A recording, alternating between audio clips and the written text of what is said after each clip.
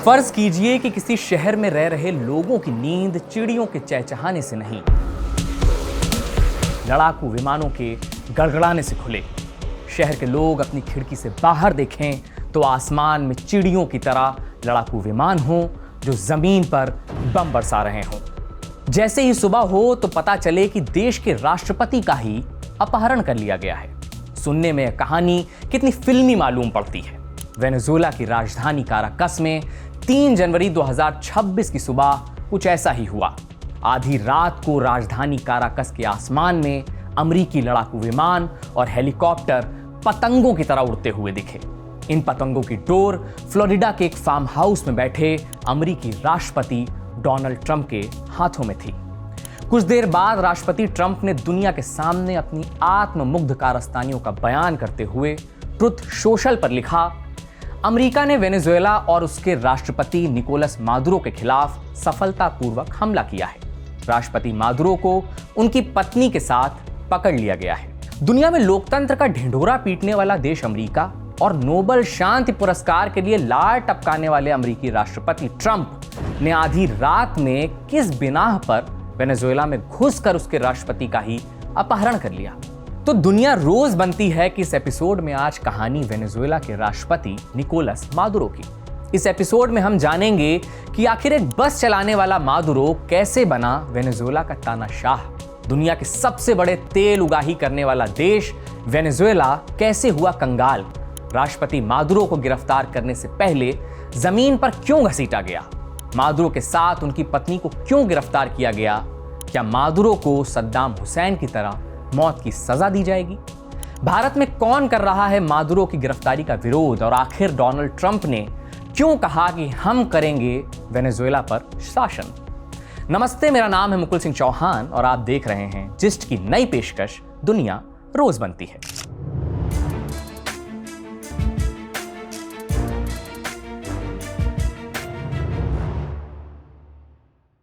दुनिया के नक्शे को आप गौर से देखेंगे तो साउथ अमेरिकी महाद्वीप में आपको एक आड़ा तिरछा सा देश दिखाई देगा।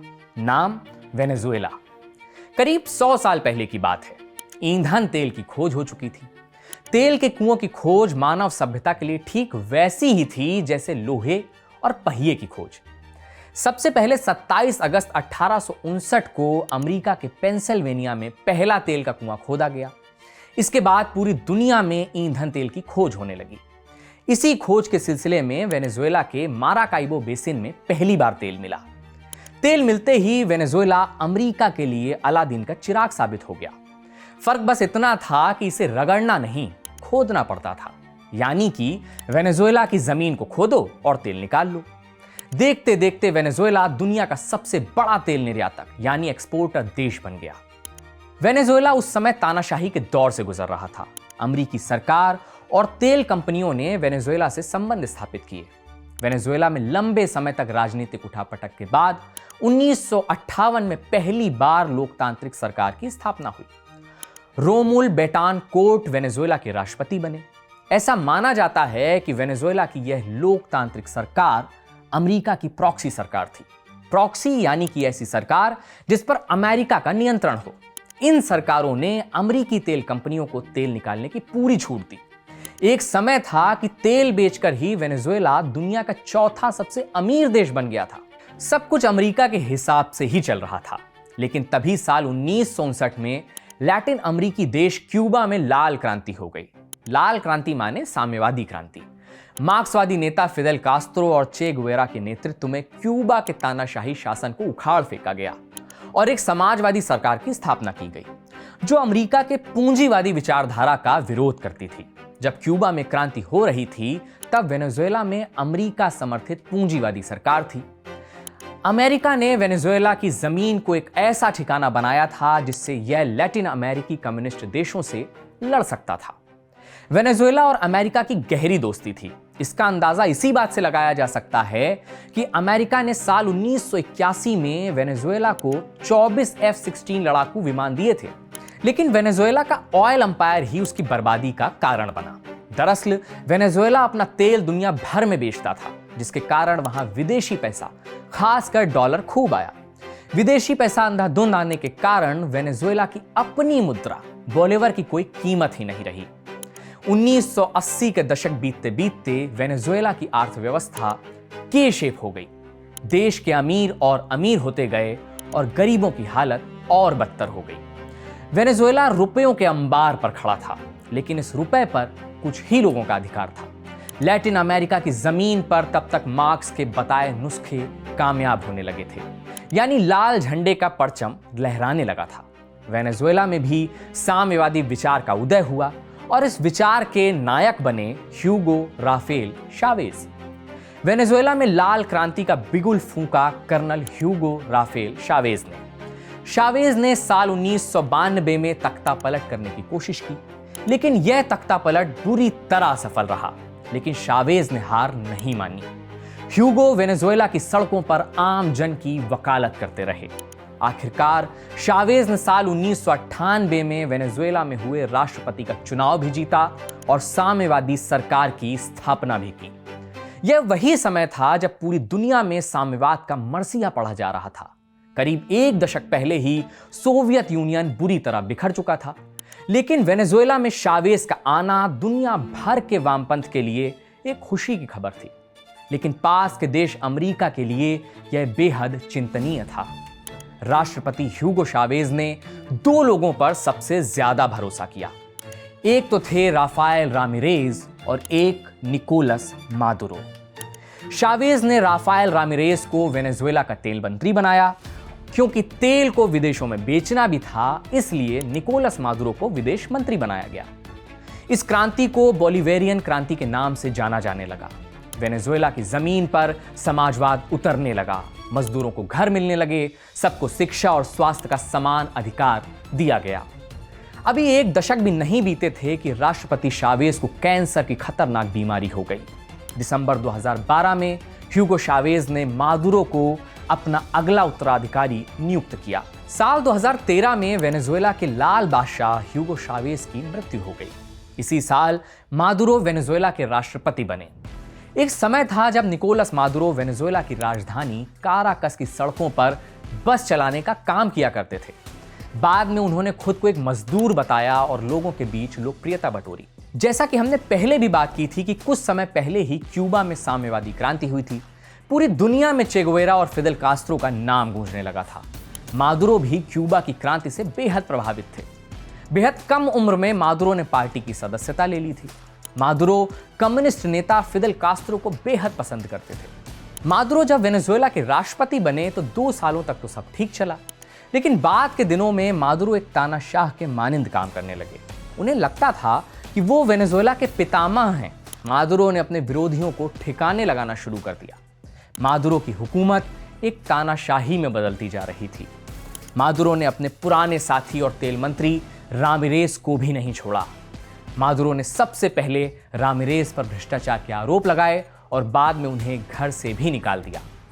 मादुरो ने अपने पुराने साथी रामिरेज पर गद्दारी का आरोप लगाया और कहा कि रामिरेज अमेरिका के पिट्ठू हो गए हैं और किसी यूरोपीय देश में जा छिपे हैं। मादुरो ने शावेज के साथ के सभी लोगों को किनारे लगा दिया। 6 दिसंबर 2015 वेनेजुएला में संसदीय चुनाव हुए थे। इस चुनाव में मादुरो की पार्टी को बहुमत नहीं मिला था। ऐसा लगने लगा था कि मादुरो को कुर्सी छोड़नी पड़ेगी, लेकिन मादुरो ने जमहूरियत को मानने से इनकार कर दिया। उसने लोकतंत्र को गाली देते हुए चुनाव रद्द करने की घोषणा कर दी। वेनेजुएला की सड़कों पर मादुरो के खिलाफ दंगे भड़क गए और 10,000 नागरिक मारे गए। मादुरो ने इस आंदोलन को बर्बर तरीके से कुचलने का आदेश दिया। मादुरो की वेनेजुएला सहित पूरी दुनिया में आलोचना होने लगी। इन सब के बीच अमेरिका में निजाम बदला। अमेरिका की कमान अब डोनाल्ड ट्रंप के हाथों में थी। ट्रंप तो मादुरो को लगभग नेस्तनाबूद करने पे तुले थे। ऐसा इसलिए भी था क्योंकि ट्रंप को कम्युनिस्ट नेताओं से सख्त नफरत थी और दूसरी वजह यह थी कि अमेरिका को वेनेजुएला के तेल के कुओं से कुछ ज्यादा ही मोहब्बत थी। यानी अमेरिका उन तेल के खदानों पर कब्जा करना चाहता था। अमेरिका ने वेनेजुएला पर कड़े प्रतिबंध लगाए। अमेरिका ने जैसे ही वेनेजुएला में प्रतिबंध लगाए, वेनेजुएला भुखमरी की कगार पर आ गया। डॉलर के मुकाबले बोलिवर काफी गिरने लगा और मादुरो अपनी तानाशाही में व्यस्त थे। अमेरिका ने राष्ट्रपति मादुरो पर ड्रग्स तस्करी सहित कई आरोप लगाए। यह सच था कि वेनेजुएला साम्यवाद की ओट में तानाशाही शासन का शिकार हो रहा था। दूसरी ओर अमेरिकी राष्ट्रपति ट्रंप एक व्यापारी रहे हैं। उन्हें साम्यवाद से सख्त नफरत है। ट्रंप ने कई बार खुले तौर पर वामपंथी सरकार की आलोचना भी की है। मादुरो के खिलाफ तख्तापलट की कोशिश भी हुई, लेकिन यह कोशिश असफल रही क्योंकि क्यूबा और रूस ने मादुरो का साथ दिया। साल 2020 में अमेरिका में राष्ट्रपति चुनाव हुआ। ट्रंप चुनाव हार गए और जो बाइडेन अमेरिका के राष्ट्रपति बने। साथ ही लैटिन अमेरिका में कम्युनिस्ट नेता लूला डिसिल्वा भी ब्राजील के राष्ट्रपति बन गए, जिससे मादुरो और मजबूत हुए। लेकिन साल 2024 में दोबारा से ट्रंप की वापसी होती है और ट्रंप पुराने दुश्मनी की फाइलों पर से धूल हटाना शुरू करते हैं। कुछ साल पहले ही रूस ने यूक्रेन पर हमला किया था, जिसके कारण पश्चिमी देशों ने रूस का तेल खरीदने से इनकार कर दिया। अब सवाल यह आया कि अमेरिका सहित बाकी पश्चिमी देश अपने लिए तेल की आपूर्ति कहां से करेंगे। पूरी दुनिया में एक कहावत प्रसिद्ध है कि अगर अमेरिका को कड़ाही में तेल दिख जाए तो वह वहां भी मिसाइल से हमला कर सकता है। यहां तो उसके सामने पूरा का पूरा वेनेजुएला था। ट्रंप जैसे ही दोबारा अमेरिका के राष्ट्रपति बने, उन्होंने खुद को एक शांति दूत की तरह पेश किया। ट्रंप ने दावा किया कि उन्होंने कई वॉर रुकवाई हैं। ट्रंप ने यह भी दावा किया कि भारत और पाकिस्तान का युद्ध भी उन्हीं की मध्यस्थता से रुका था। ट्रंप ने तो अपने मुंह से नोबेल शांति पुरस्कार की भी मांग कर दी थी। 3 जनवरी 2025 को ट्रंप ने शांति स्थापना की एक बेहद दिलचस्प तरकीब का इजाद किया। वह तरकीब थी वेनेजुएला के राष्ट्रपति मादुरो का ही अपहरण कर लेना। डोनाल्ड ट्रंप मादुरो पर कई सालों से आरोप लगा रहे हैं। ट्रंप का दावा है कि मादुरो अमेरिका में नार्को टेररिज्म फैला रहे हैं। आसान शब्दों में कहा जाए तो मादुरो और उनकी सरकार अमेरिका में ड्रग्स की तस्करी कर रही है।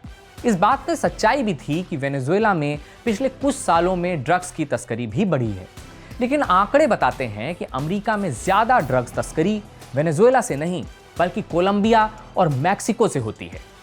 पूरी दुनिया जानती है कि असली खेल तेल का है।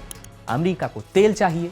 रूस यूक्रेन युद्ध के कारण यूरोप से तेल मिल नहीं रहा था। एक ही विकल्प था, वो था वेनेजुएला। ट्रंप ने पहले मादुरो से बात करने की कोशिश की, लेकिन मादुरो कहां मानने वाले थे। बस फिर क्या था, ट्रंप ने अमेरिका की पुरानी परंपरा को याद किया और लोकतंत्र की दुहाई देते हुए वेनेजुएला पर हमला कर दिया। 2 जनवरी को रात 10:46 पर ट्रंप ने ऑपरेशन एब्सोल्यूट रिजॉल्व को हरी झंडी दी। अमेरिकी सेना के लड़ाकू विमान वेनेजुएला की राजधानी काराकस में दाखिल होने लगे। राजधानी काराकस में बम बरसाए जाने लगे। यह ऑपरेशन मात्र 2 घंटे 20 मिनट तक चला।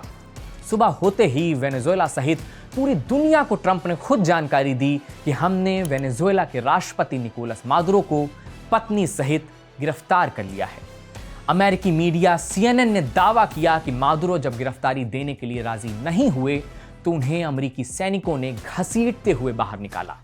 दिलचस्प बात यह है कि मादुरो की गिरफ्तारी का लाइव प्रसारण भी ट्रंप फ्लोरिडा के फार्म हाउस में बैठे देख रहे थे।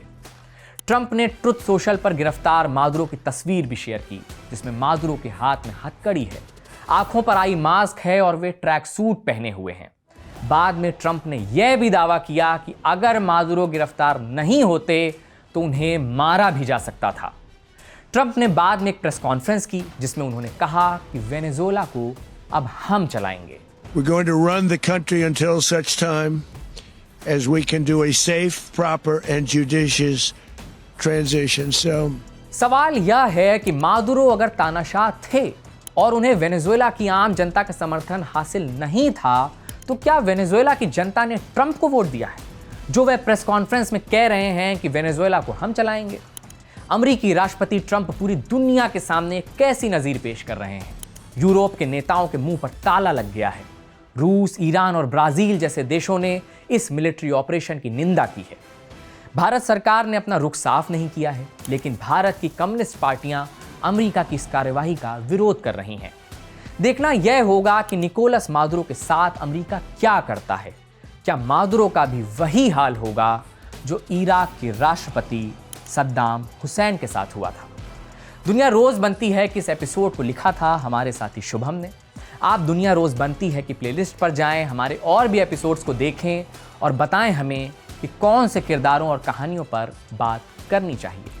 तब तक वीडियो देखने के लिए बहुत बहुत शुक्रिया।